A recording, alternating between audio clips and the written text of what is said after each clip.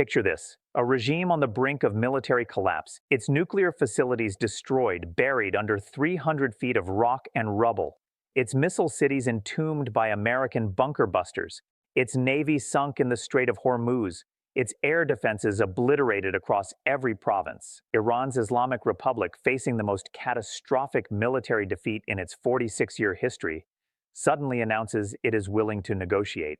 But there is a catch. Actually, there are two catches. Before Supreme Leader Ayatollah Ali Khamenei will even consider sitting down for ceasefire talks, he is demanding two non-negotiable conditions. First, an immediate ceasefire in Lebanon to stop Israeli operations against Hezbollah. Second, the immediate release of $275 billion in frozen Iranian assets held in banks from Seoul to London to Baghdad. Iran's leadership is positioning these as reasonable preconditions for dialogue, as the minimum requirements for de-escalation, as the price of peace. They are presenting this as a negotiation from a position of dignity.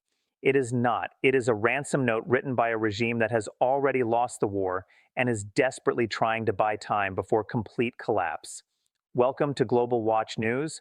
Today, we are going inside Iran's two-condition ultimatum, why these demands reveal the regime's desperation rather than its strength, and why the United States and Israel are preparing to reject both conditions and finish what they started. If you want to understand the real power dynamics reshaping the Middle East right now, now is the time to subscribe to Flash Brief and hit that notification bell so you never miss a video like this one. Let's start with the numbers, because they tell the story of why Iran is suddenly so eager to talk.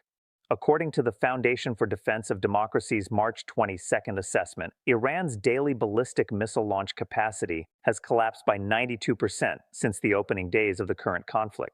The Alma Research Center's analysis published on March 19th found that approximately 85% of Iranian air defense systems have been destroyed across the entire country. U.S. Central Command confirmed on March 18th that 43 Iranian naval vessels have been sunk or permanently disabled in Operation Open Waters.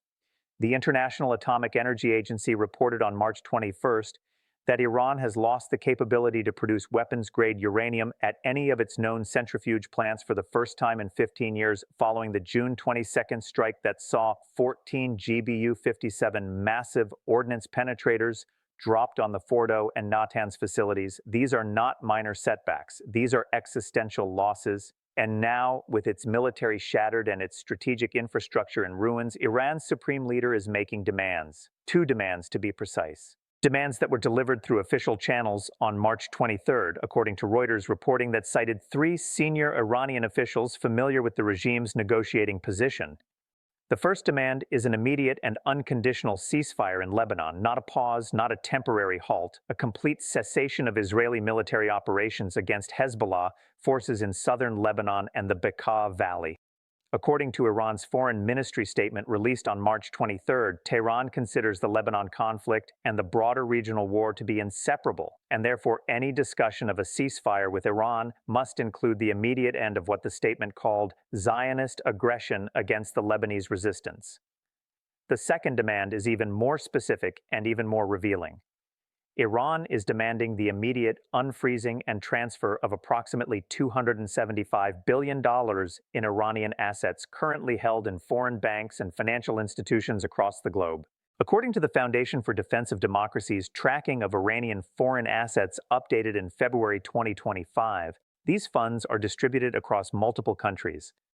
South Korea holds approximately $7 billion in frozen oil revenue payments at two Korean banks, Worry Bank and the Industrial Bank of Korea. Iraq holds between $10 and $12 billion in oil and electricity payment arrears owed to Iran. Japan holds an estimated $3 billion. European banks, primarily in the United Kingdom, Germany, France, and Italy, hold approximately $120 billion in various accounts frozen under international sanctions. And the largest single chunk, according to U.S. Treasury Department estimates published in 2024, is approximately $130 billion in assets frozen in international financial institutions under U.S. sanctions authority. Iran is not asking for some of this money. It is demanding all of it, immediately, as a precondition for even beginning ceasefire negotiations. And according to the same Reuters report citing Iranian officials, the regime has made clear that without both conditions being met, the Lebanon ceasefire and the funds release, there will be no talks, no de-escalation, and no path to ending the conflict. Now, before we get to why this ultimatum is dead on arrival, we need to understand what is actually happening in Lebanon right now. Because Iran's first demand, the ceasefire for Hezbollah, is not about protecting Lebanese civilians or regional stability. It is about saving the last remaining piece of Iran's regional proxy network. And that piece is currently being systematically destroyed. According to the Times of Israel reporting on March 20th, Israeli Defense Forces have been conducting Operation Northern Shield 2.0 in southern Lebanon since March 8th. The operation has targeted Hezbollah weapons depots, command bunkers, tunnel networks, and rocket launch sites across a zone extending approximately 30 kilometers north of the Israeli border. The IDF's March 21st operational update reported the destruction of 247 Hezbollah military structures, including 83 underground bunkers, 52 weapons storage facilities, and 34 rocket launch positions. Israeli airstrikes hit a major Hezbollah logistics hub in Baalbek on March 19th, destroying what IDF intelligence assessed to be a transfer point for Iranian weapons shipments coming through Syria.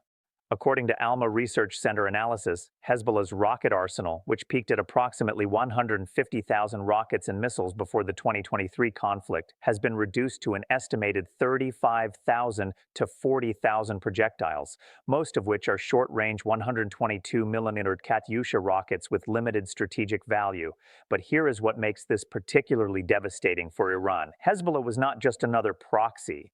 It was the crown jewel of Iran's regional strategy. For 40 years, Tehran invested billions of dollars, weapons training, and strategic guidance into building Hezbollah into the most capable non-state military force in the world. Hezbollah was Iran's deterrent against Israel. It was the force that was supposed to rain down tens of thousands of rockets on Israeli cities if Iran ever came under attack.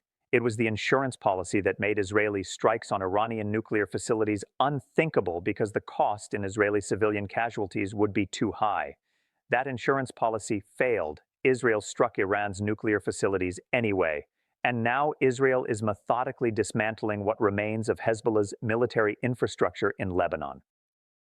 Dr. Raz Zimt, an Iran specialist at the Institute for National Security Studies in Tel Aviv, described the situation in a March 21st analysis. He noted that Hezbollah's degraded capabilities and Israel's continued operations in Lebanon have left Iran without its primary deterrent asset. Zimt argued that Iran's demand for a Lebanon ceasefire is, in his words, a desperate attempt to preserve the last significant proxy force Iran has left after Hamas was decimated in Gaza, the Houthis were pushed back in Yemen, and Shia militias in Iraq and Syria face sustained strikes. And here's where it gets deeply important to understand the second demand, the frozen funds, because this is not just about money, this is about regime survival. According to the International Monetary Fund's February 2025 economic outlook for Iran, the country's economy contracted by 6.7% in 2024 and is projected to contract another 8.2% in 2025. Inflation is running at 47% annually. The rial has lost 73% of its value against the dollar since January 2024. Youth unemployment sits at 39%. And the regime's foreign currency reserves, which the Central Bank of Iran claimed totaled $112 billion in 2023, have been depleted to an estimated $18 billion, according to analysis published by the Washington Institute for Near East Policy on March 15th. Iran is running out of money, not slowly, rapidly. The regime cannot pay its military. It cannot subsidize fuel and food at the levels needed to prevent mass unrest. It cannot rebuild the infrastructure that American and Israeli strikes have destroyed. And it cannot access the one pool of capital that could solve all of these problems, the $275 billion sitting frozen in foreign banks. This is not a negotiating position. This is a ransom demand from a regime that is financially drowning. Now, here is the fatal flaw in Iran's entire strategy, and it is so obvious, so fundamentally disconnected from the reality of the strategic situation that it reveals just how desperate Tehran has become. Iran is attempting to negotiate as if it has leverage. It does not. The regime is making demands as if the United States and Israel need a ceasefire more than Iran does. They do not. Tehran is setting preconditions as if it is in a position to dictate terms. It is not. Every single metric, military, economic, strategic, points to the same conclusion. Iran has already lost this war. The only question now is whether the regime will accept a managed surrender or whether the United States and Israel will simply continue operations until there is nothing left to negotiate over. Senator Tom Cotton, speaking on Fox News on March 24th, put it bluntly. He said, "Iran is not setting conditions. Iran is begging, and we don't negotiate with regimes that sponsor terrorism, threaten global energy supplies, and pursue nuclear weapons. We defeat them." According to Axios, reporting on March 23rd, citing 3 U.S. officials familiar with internal White House discussions, the Trump administration has already decided to reject both of Iran's conditions.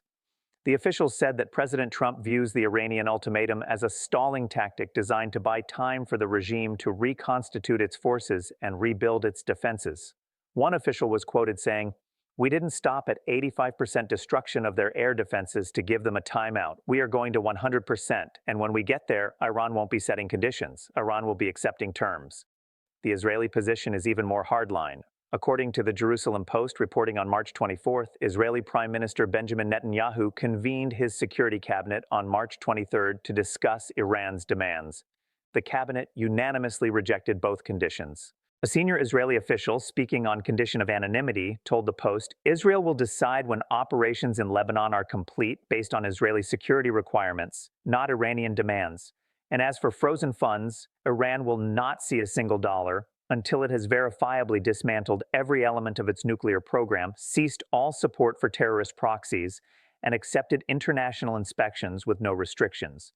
That is not a negotiation. That is the only acceptable outcome." This is a moment to make sure you're subscribed to Global Watch News. We are breaking down the power dynamics and strategic realities that the mainstream media is glossing over. Hit subscribe, enable notifications, and stay with us as we continue tracking the collapse of the Iranian regime and the reshaping of Middle East power. Now, let's talk about what Iran is really trying to accomplish with these demands, because understanding the strategy reveals why it is doomed to fail. According to analysis from the Foundation for Defense of Democracies published on March 24th, Iran's two-condition ultimatum serves 3 purposes. First, it buys time. Every day spent in negotiation over preconditions is a day that American and Israeli strikes are theoretically paused or slowed. That gives Iran time to move assets, hide leadership, and potentially reconstitute some fraction of its degraded capabilities. Second, it creates a narrative for domestic consumption. The regime can tell the Iranian people that it is not surrendering, that it is standing firm, that it is demanding justice and the return of Iran's stolen wealth. This is about managing internal optics and preventing the kind of mass unrest that could topple the government. Third, it attempts to split the international coalition. By demanding the release of funds held in South Korea, Japan, Iraq, and Europe, Iran is trying to create pressure on those governments to break with the U.S. position and push for de-escalation. If Seoul or Baghdad or Berlin starts publicly calling for negotiations and fund releases, it fractures the united front and gives Iran diplomatic breathing room. But here is why none of that is going to work. The time-buying strategy fails because the United States and Israel are not slowing down. According to U.S. Central Command's March 24th operational update, American forces conducted 43 strikes across Iran in the preceding 24 hours, targeting missile production facilities, IRGC command centers, and remaining air defense nodes. The IDF's March 24th update reported continued operations in Lebanon, with 19 Hezbollah targets struck overnight. There is no pause. There is no slowdown. The campaign continues regardless of Iranian demands. The domestic narrative strategy fails because the Iranian people are not buying it. According to the Iran Human Rights Organization, protests have erupted in at least 17 Iranian cities since March 15th, with demonstrators chanting slogans against the supreme leader and demanding regime change. Videos circulating on social media, verified by BBC Persian Service, show protesters in Tehran, Isfahan, Tabriz, and Shiraz openly calling for the end of the Islamic Republic. The regime's attempt to project strength through ultimatums is being undercut by the reality on the ground, which is a country in economic freefall and military collapse. And the coalition-splitting strategy fails because none of the countries holding Iranian assets are willing to release them without U.S. approval. South Korea's foreign ministry issued a statement on March 24th saying that the frozen funds are subject to international sanctions and cannot be released without coordination with the United States and the international community. Japan's Chief Cabinet Secretary Yoshimasa Hayashi told reporters on March 24th that Japan supports the U.S. position and will not unilaterally alter its sanctions posture. Even Iraq, which has historically maintained closer ties to Iran, signaled through its foreign ministry on March 24th that any discussion of releasing funds to Tehran would require regional consensus and U.S. agreement. The coalition is holding, and Iran's leverage is non-existent. Now let's examine the Lebanon ceasefire demand more closely, because this is where Iran's desperation becomes most apparent. According to Lebanese political analyst Hanin Gadar, writing for the Washington Institute on March 23rd, Hezbollah is facing an existential crisis.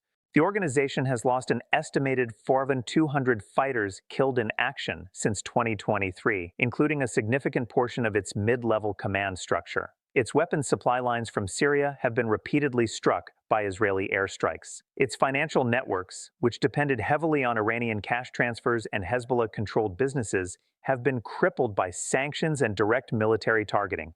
And perhaps most critically, Hezbollah's political position inside Lebanon has weakened dramatically. A poll conducted by the Lebanese Center for Policy Studies in February 2025 found that 63% of Lebanese citizens, including 41% of Shia respondents, now view Hezbollah's armed presence as a liability rather than a resistance asset. The organization that once commanded near-universal support among Lebanon's Shia population is losing legitimacy even within its own community. For Iran, the loss of Hezbollah is not just a tactical setback, it is a strategic catastrophe. Dr. Afshon Ostavar, an expert on the Iranian military at the Naval Postgraduate School, explained in a March 22nd interview with BBC Persian that Iran's entire regional strategy has been built on the axis of resistance, a network of proxy forces that allow Tehran to project power without directly confronting superior U.S. and Israeli military forces. Hezbollah was the most capable element of that axis. With Hezbollah crippled, Iran's ability to threaten Israel is virtually eliminated, and with that threat gone, one of the last remaining deterrents preventing total regime collapse disappears. That is why Iran is demanding a Lebanon ceasefire. Not for humanitarian reasons, not for regional stability, but because without Hezbollah, Iran is completely exposed. But here is the problem for Tehran: Israel has absolutely no incentive to stop. According to Yoav Gallant, Israel's former defense minister, speaking at a March 23rd security conference in Tel Aviv, Israel's strategic objective in Lebanon is to push Hezbollah north of the Litani River, dismantle its southern military infrastructure, and ensure that the organization can never again threaten Israeli territory with rocket fire. Gallant stated that this objective is approximately 70% complete, and that operations will continue until it reaches 100%. A ceasefire now, with 30% of the mission incomplete, would allow Hezbollah to reconstitute in the very areas Israel has fought to clear. From Israel's perspective, stopping now would be strategic malpractice. And then there is the frozen funds demand. This is where Iran's ultimatum moves from desperate to delusional. According to the U.S. Treasury Department's March 2025 sanctions enforcement update, the frozen assets are not being held arbitrarily. They are frozen under multiple layers of international sanctions tied to Iran's nuclear program, its support for terrorism, its ballistic missile development, and its human rights violations. Releasing those funds is not a simple administrative decision. It would require the lifting of sanctions that have been imposed by the United Nations Security Council, the European Union, and individual nations over the course of 2 decades. The legal and diplomatic framework required to release $275 billion in frozen assets would take months, possibly years, to navigate, even if there was political will to do so. And there is not.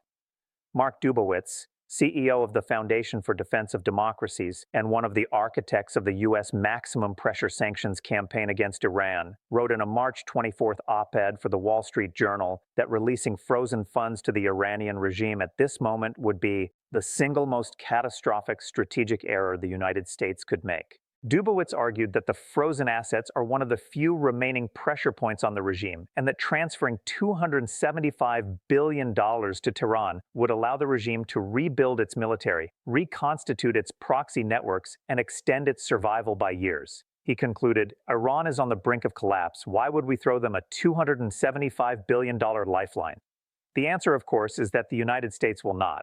Neither will South Korea, Japan, Europe, or anyone else holding Iranian money, because everyone understands what Iran would do with that cash. According to the U.S. Defense Intelligence Agency's 2024 assessment of Iranian military expenditures, Tehran spends approximately $16 billion annually on defense and an additional $10 to $15 billion on regional proxy support. If Iran gained access to $275 billion, even a fraction of that sum would allow the regime to rebuild everything that American and Israeli forces just destroyed: new missiles, new air defenses, new naval vessels, new nuclear centrifuges. The entire campaign would have to be fought again. That is not an outcome Washington or Jerusalem will tolerate.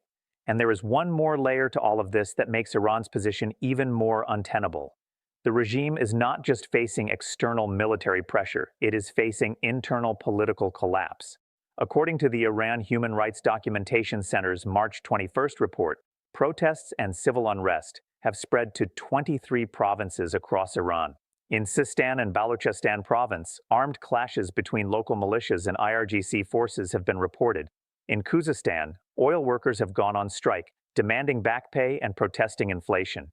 In Kurdistan, separatist groups have intensified attacks on government positions, sensing the regime's weakness. This is not the image of a government that can dictate terms to the United States and Israel.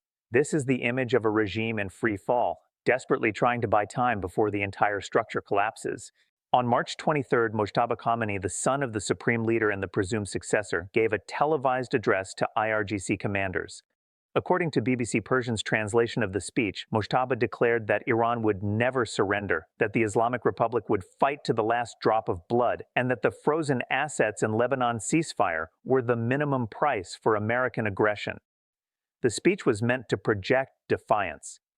But analysts noticed something else. Mojtaba appeared shaken, his delivery was unsteady, and crucially, he made no mention of victory, only of resistance and survival. Karim Sajjadpour, a senior fellow at the Carnegie Endowment for International Peace, tweeted after the speech, "When a regime stops talking about winning and starts talking about fighting to the last drop of blood, that's not confidence, that's desperation." The United States and Israel are reading the same signals, and their conclusion is clear. Iran is not in a position to set conditions. Iran is in a position to accept whatever terms are imposed upon it or face total military and economic annihilation. According to Axios reporting on March 25th, the White House is preparing its own set of conditions for any potential ceasefire or negotiation with Iran. Those conditions include the complete and verifiable dismantlement of all nuclear enrichment capabilities, the permanent cessation of all ballistic missile development programs, the withdrawal of all Iranian forces and proxies from Syria, Iraq, Yemen, and Lebanon, the release of all Western hostages and political prisoners held in Iran, full access for international weapons inspectors with no restrictions, and compensation for damages caused by Iranian attacks on international shipping and energy infrastructure. These are not negotiable points. These are surrender terms. And according to the same Axios report, President Trump has made clear to his national security team that he is willing to accept nothing less. Israel's terms are similarly absolute. According to Israeli officials speaking to Channel 12 News on March 24th, Israel will accept a ceasefire only after Hezbollah has been completely disarmed. All Iranian military advisors have left Lebanon, and the Lebanese government has agreed to enforce UN Security Council Resolution 1701. Which requires Hezbollah's withdrawal from southern Lebanon. Anything short of that, the officials said, and operations will continue. The contrast could not be more stark. Iran is demanding a Lebanon ceasefire and $275 billion as preconditions for talks. The United States and Israel are demanding complete nuclear dismantlement, total proxy withdrawal, and regime capitulation as conditions for stopping military operations. One side is negotiating from strength, the other is begging from weakness. And the difference is measured in destroyed missile cities, sunk warships, obliterated nuclear facilities, and a collapsing economy that has no path to recovery without the very funds that will never be released. We will, of course, keep you updated as this diplomatic standoff continues, as Iran's internal situation deteriorates, and as American and Israeli operations push toward the complete dismantlement of the regime's military capabilities. This is Global Watch News. Make sure you subscribe so you don't miss any of it, and thank you for watching.